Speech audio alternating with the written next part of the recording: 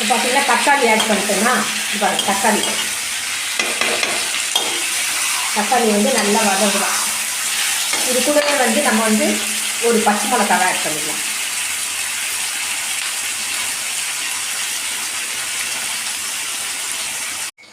இந்த பாருங்க, இப்போ வந்து வெங்காயம் வந்து பொன்னேரத்துக்கு வதங்கிடுச்சு வச்சிங்களா. இப்போ நான் வந்து மறுபடியும் பெரிய வெங்காயத்தை போடுறேன். பெருசாக அரைஞ்ச வெங்காயத்தை தான் இதில் போடுறேன். ஏற்கனவே வீடியோவில் காட்டின மாதிரி பெருசாக அரைஞ்ச வெங்காயம்.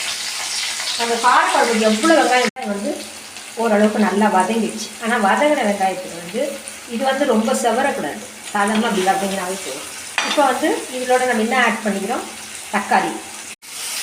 இப்போ பார்த்தீங்கன்னா உங்களுக்கு வந்து தக்காளி நல்லா வதங்கிட்டாலுமே நம்ம மிளகாத்தூள் எடுத்து மிளகாத்தூள் நம்ம ஒரு 4 ஸ்பூன் போடுறோம். இப்போ தான் மிளகாத்தூள் வீட்லேயே அரைச்ச மிளகாத்தூள்.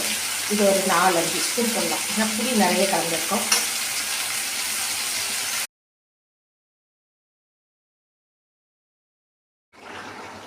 பாருங்கள், குழம்பு வந்து ஒரு பதத்துக்கு வந்துடுச்சு கொதிச்சுட்டு.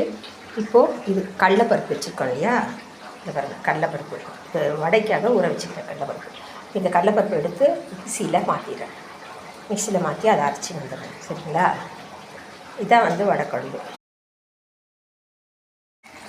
பாருங்கள், நம்ம இந்த குழம்புலாம் தாளிச்சோம் இல்லையா, அது வந்து குழம்பு நல்ல பதத்துக்கு வந்துடுச்சு. இப்போ அடுத்தது வந்து வடை தான். வடை எப்படி ப்ரிப்பேர் பண்ணுறேன்னு அப்புறம் நான் மிக்சியில் அரைச்சி வச்சேன் இந்த வடை மாவு போட்டுக்கிறேன். இது பாருங்கள்,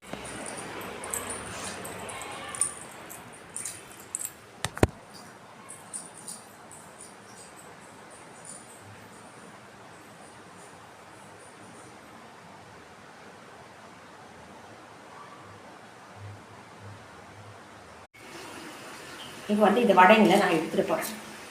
வடை போண்டா ரெண்டுமே ரெடி ஆகிடுச்சு. பாருங்கள், நல்லா செவந்து வந்துச்சு. ஏன்னா போண்டா கொஞ்சம் லேட்டாக வேணுன்றதுக்காக கொஞ்சம் விட்டேன்.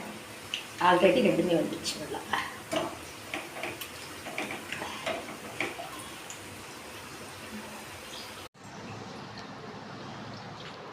பாருங்கள், இப்போ எண்ணெய் வந்து நல்லா காஞ்சிடுச்சு. எண்ணெய் வந்து நல்லா காஞ்சிடுச்சு. இப்போ நம்ம என்ன செய்யணும், இந்த பிசைஞ்சி வச்ச வடை மாவு வந்து சின்ன சின்ன உருண்டையாக எடுத்து உருண்டையாகவும் போடலாம், போண்டா குழம்புன்னு சொல்லலாம், இல்லை வடையாது. நான் வந்து வடையே தட்டிடுறேன்.